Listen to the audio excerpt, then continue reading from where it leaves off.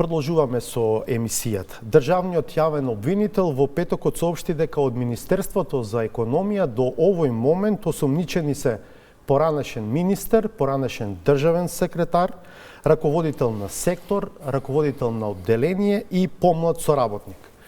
Исто така беше соопштено дека првоосомничениот, а тоа е всушност вистинскиот собственик на така нареченото кабаре во Кочани, директно на осомничено службено лице вработено во Министерството за економија, му дал мито и обезбедил фалсификувана лиценца.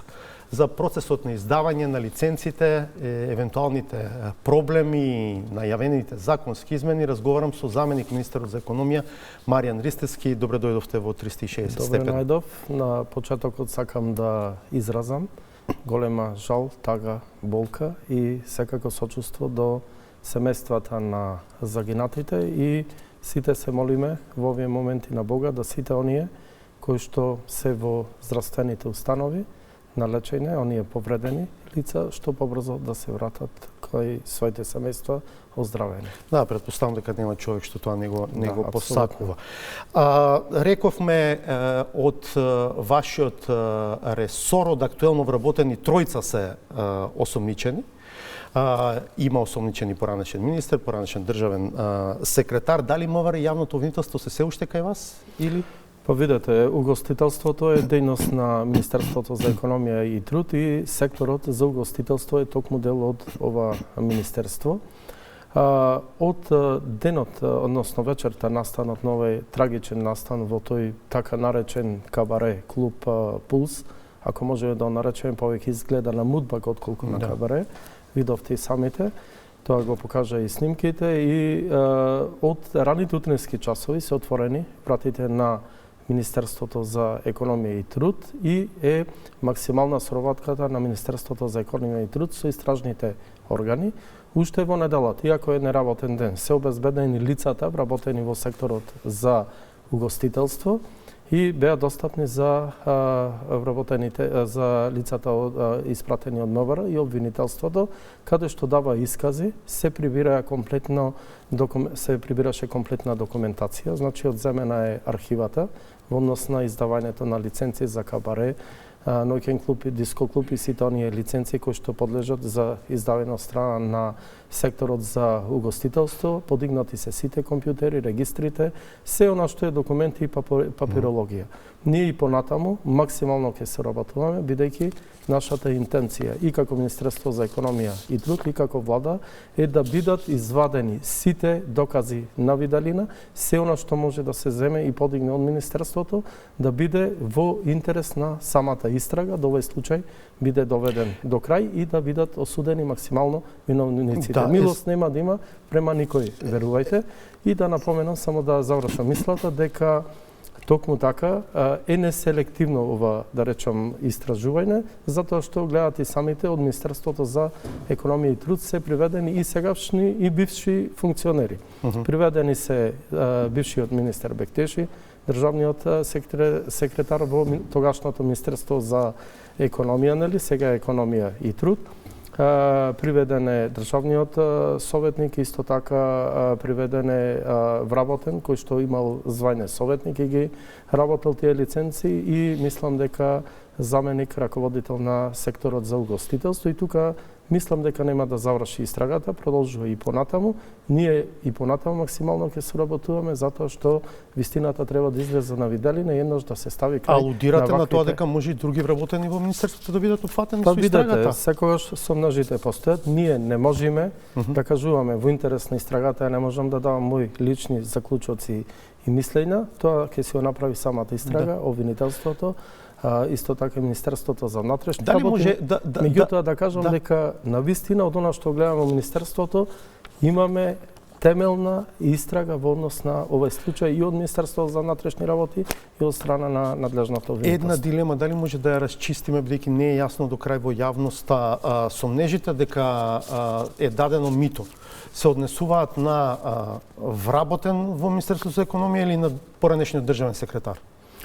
Па видете, и поранешниот државен секретар е вработен во Министерството за економија на труд. И актуелен вработен. Актуелен вработен, да, актуелен вработен во овој период. Видете, тоа се сепак работа на истражните органи, постои и принципот на презумпција на невиност, значи не можеме се ние од овој аспект да тврдиме. Меѓутоа, ако е тоа навистина така, тоа е една страшна и, да речам, шокантна вест за сите нас, пред се и за луѓето од Министерството за економија и труд, ако имало една таква коруптивна практика во минатиот период во издавањето на овие лиценци, дозволи за работа на овие ноќни клубови, кабарина, дискотеки и така натаму. По смената на власта во јуни 2024 година, дали имавте некакви индиции дека нешто не е во ред со процесот на издавање лиценци? Видете, ако имавме индици, сигурно ќе беа известени надлежните органи. Немавме индици, тоа за нас представуваше голем шок од после овие сите случувања, кога увидовме какви се пропусти се имаат правено. Ова влада и ние фактички како министри заменици добивме доверба од граѓаните да расчистиме една за секоја со корупцијата која што е навистина присутна во секој сегмент на живеењето. Можеби нашите индици, не само за ова министерство, нашите индици како нови функционери и во сите, да речам, институции на власта се дека можеби имало порано коруптивни дејствија, тоа ќе покаже и нината и идниот период. Вие можеби се фокусиравте на енергетика, не толку на угостителство. Меѓутоа да ви кажам дека ова министерство е едно од министерствата која доживеа најголема трансформација. Токму трансформација имаме и во секторот за угостителство и туризам, дел од вработените заминаа во туризам, останаа само овие вработени сега кои се во процес на истрага, а тоа е секторот за угостителство. Од она што го имаме слушано, неформални разговори, дека треба навистина да посвети понатаму обвинителството големо внимание и Министерството за внатрешни работи, финансовата полиција во издавањето буквално на сите лиценци, не само во министерството, туку и оние сектори кои заминаа надвор од министерството, посебно онаму каде што имало, да речам, и големи пари за издавање лиценци, тоа се во областа на енергетиката, минералните суровини и така натаму. Меѓутоа, ова не сакам да го кажам како оправдување, едноставно сакам да кажам дека ние како министерство пред неколку месеци министерот за економија господинот Дурмиши излезе пред медиумите со некои детали во однос на прекршување на законската регулатива токму во областа на прекршоците изречени од страна на пазарната инспекција, меѓутоа медиумите за жал не дадоа многу голема важност, бидејќи тоаш беа оптоварени со други теми, цени, животен стандард, плати и така натаму. И само да објаснам дека во тој дел каде што се изрекувани казни од страна на пазарната инспекција во минатите периоди имаме застарување на многу предмети каде што државата е оштетена можеби 2 милиони евра. Можеби дел од тие предмети се поврзани и со издавањето на лиценци и издавање на парични казни на овие клубови, тоа треба да си го провери обвинителството. Исто така, од она што ние како информација лично ги имавме, имаме собрано доста документи кои што се спакувани во папки однесени во финансовата полиција, врз база на нашите информации од претходно работење на други сектори, за жал днес не дошле до секторот угостителство и требаше да се случи овој немил настан за да почне една комплетна истрага и во тој сектор.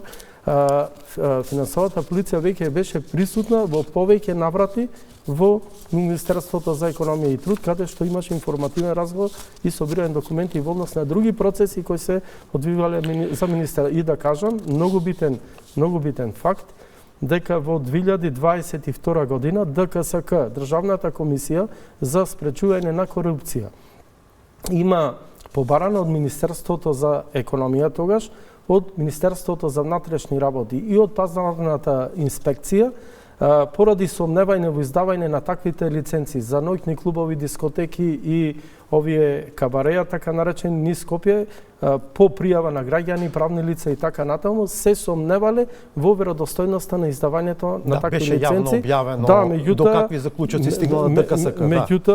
Дека се издавани само платни налози, воопшто не се затварани, иако наидувале и понатаму зошто треба да се испита продолжила таквата практика на однесување издавање на такви на терен практично лиценци. Затекнувале ситуации во кои што тие немале лиценци, наместо да ги затвораат, тие им издавале само платни налози. Така, апсолутно. И тука треба да се испита зошто е тоа игнорирано. И да кажам дека истрагата нема да заврши тука. Истрагата е проширена и во сите институции кои имале надлежност, не само Министерството за економија и труд, и од она што можеме да го видиме како јавност, истрагата е доста комплексна, доста е транспарентна, се известува секојдневно јавноста во однос на истрагата, исто така не е селективна и исто така истрагата има некои дилеми, тоа не е ваша надлежност, например, зошто актуелниот директор на Државниот пазарен инспекторат не е опфатен со истрагата, зошто актуелниот директор на Дирекцијата за заштита и спасување не е опфатен, зошто таа верига на пропусти за кои што зборува обвинителството не ги опфаќа актуелните полициски. Да, слободно повелете. Директорот е 3,5-4 месеци директор на Државниот пазарен инспекторат. Пазарната инспекција, трудовата инспекција, бар оние кои се во наша надлежност, се надевам и другите инспекторати кои се во надлежност на другите, имаат годишен план и програма за работа во однос на извршување на инспекцијски надзори во различни делови во доменот на надлежност и законите кои што тие ги практикуваат. Меѓутоа, од она што можеме да го видиме, нити во пазарната, нити во трудовата инспекција, она што е наша надлежност, предходните 3-4 години воопшто не биле внесувани во план за работа инспекцијски надзори токму на вакви ноќни клубови, дискотеки, кабареја. Конкретно со тој мудбак, да го речам, кабаре, плюс во Кочани, пазарна и трудова инспекција немало од 2000, ако не се лажам, 21-20 ама знаете како, например, Анета Симеска-Димовска, исто така била година и нешто директорка. Зошто таа е опфатена со истрагата, а не и актуелниот директор, кој што да, точно е 4 месеци е директор, ама каде е границата? Да, меѓутоа во планот за идни инспекцијски надзори, кој што треба да биде доставен до ноември месец, и кој треба да спроведе од јануари, се предвидени токму тие истражување, односно инспекцијски надзор, токму на тие лиценци кои се однесуваат на ноќните клубови, кабареа, дискотеки и сите угостителски објекти за тековна 2025 година. Сега, веќе беа лоцирани веројатно и системски проблеми во законот за угостителска дејност, начинот на кој што се стигнува до таа лиценца. Измената на законот е направена во 2008 година со така наречената регулаторна гилотина во времето на претходната влада на ВМРО ДПМНЕ. Веројатно намерите биле побрзо да се доаѓа до лиценца заради економски причини, предпоставувам, економски напредок, но во пракса се покажало дека тоа е слаба точка. Видете, точно е тоа дека 2008 година до 2008 по друг принцип имало на отворање на вакви угостителски објекти, посебно на издавање на лиценци за кабареина, ноќни клубови, дискотеки и така натаму. И била многу поригорозна. Во тој проект на Doing Business и таа регулаторна гилотиња, може би била добра намерата на тогашната влада да го олесни бизнисот, бидејќи Македонија беше соочена со голема економска криза, невработеност и така натаму, со цел да може да се инвестираат, отворат нови бизниси. Меѓутоа, јас мислам дека сите бизниси не требало да бидат опфатени со тој закон и тој член од законот, со олеснување, бидејќи сепак станува збор за ноќни клубови, дискотеки, кабарина, каде што има и голем број проблеми, знаете, во нивното работење, требало малку по-ригорозни услови да постојат во сето тоа. Од сега, она што го имаме како законска регулатива, едноставно странката треба да поднеси барање, со уплатен налог дека уплатиле толку и толку средства предвидени во законот за кабаре, дискотека, ноќен клуб, и исто така да поднесат 5 документи кои што ќе бидат приложени до секторот угостителство во рамките на Министерството за економија и труд, а тоа се следниве документи. Прво, потврда за впишување во трговскиот регистар од страна на централниот регистар на самата фирма. Второ, исто така треба да се приложи одлука на советот на општината за висина на доместокот кој што е каде што функционира тој клуб, дискотека и така натаму. Исто така многу битен документ, а тоа е пријавата на самата странка за исполнување материјално-технички услови. Исто така известување од Министерството за внатрешни работи за во однос на јавниот ред и мир и безбедноста, сообраќајната безбедност на самите тие објекти и секако уплатница од 50 денари. И сето било оставено со овој закон и членот закон на совесноста на странката која што пријавува и оставено било на совесноста на вработените во секторот угостителство, во веродостојноста на тие документи во издавање на дел од новинарите отворија следната дилема за таа одредба од членот 21 која што вели службеното лице од органот на државната управа надлежен за работите од областа на угостителството. Да, тоа е после тие овие членови, која ја води постапката по службена должност ги привалува доказите од ставовите 2 точките 1, 2, 3, 4 од надлежниот јавен орган во рок од 3 работни дена. Сега дилемата што новинарите ја отвораа е дали ова подразбира евентуална проверка на тоа што самата странка го тврди во изјавата во која што ја пополнува, која што тврди дека ги исполнува минималните технички услови. Видете, има различни објаснувања и дилеми, сепак тука во тоа толкување ќе треба обвинителството. Но во пракса не се правило тоа. Па мислам дека не се правило до нашо ги имам сознание, меѓутоа еве сега да не јас кажувам моје мислење, тоа ќе си го утврдат истражните органи и доколку има било какви пропусти и повреда на законите, на законската процедура во издавање на тие лиценци, нема да има милост према никој кој што бил вклучен во тој процес на издавање на лиценци на сега веќе е најавена промена на законот, во која насока ќе одат тие промени? Видете, за жал требаше вака да се случи ваков трагичен случај да се промени законот, можеби требало и порано. Мене ми е навистина многу жал и треба сите како граѓани на Република Македонија да се потрудиме да ова држава еднаш стане правна држава и да функционира правото и законот. Знаете дека е ерозиран цел систем во однос на закон и не е само проблемот во Министерство за економија. Буквално во сите институции, и во поглед на истрагата за овај кабаре клуб Пулс во Кочани која зави цела Македонија во црно, гледате дека има пропусти буквално во сите институции, едноставно дали тоа било установена пракса, дали намерно, ненамерно, дали било предмет на корупција и така натаму ќе се истражуваат органите. Иначе имаше заклучок од влада, сите овие надлежни министерства и институции да направиме комплетна анализа на членовите од законите, посебно законот за угостителство и да донесеме одредени заклучоци кои ќе бидат разгледувани и врз основа на тоа ќе се направат многу поригорозни критериуми во однос на давање лиценци на вакви клубови. И тие критериуми нема да бидат оставени на совеста на вработените или совеста на странката. Едноставно ќе треба стручни лица, тоа ќе треба да биде посебен орган према нас, кој што ќе биде составен од повеќе институции, во кои ќе бидат вклучени исклучиво луѓе професионалци во својата област и на лице место технички ќе ги проверуваат сите минимално технички услови и други потреби за да може да биде отворен тој клуб. Што ви е планот? Ќе формирате работна група некаква која што ќе работи на измени? Па видете, се гледат, формирана е веќе работна група ги разгледува тие заклучоци и треба да имаме и конкретни промени на законот за угостителство кои ќе предизвикат и голем број промени и на други законски регулативи кои што се надлежност на други институции и министерства, меѓутоа и треба голема промена на голем број подзаконски акти, правилници и така натаму да се прецизираат. По мое, значи пред да биде отворен некој ноќен клуб, кабаре и така натаму,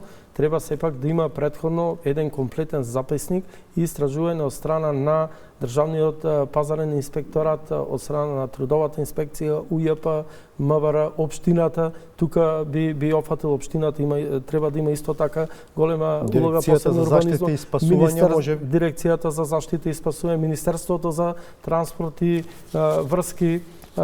Секако тука и противпожарната заштита треба да се разгледува од секој аспект и врз база на тој документ каде што ќе биде ставен личен подпис од сите овие професионалци, да после тој документ влези во процедура во секторот за угостителство да го разгледува, да не се остава на совесност или на можност за корупција, криминал, изигрување на законот во носењето на такви лиценци за ваквите клубови и угостителските објекти. Благодарам што бевте дел од 360. Благодарам и на вас.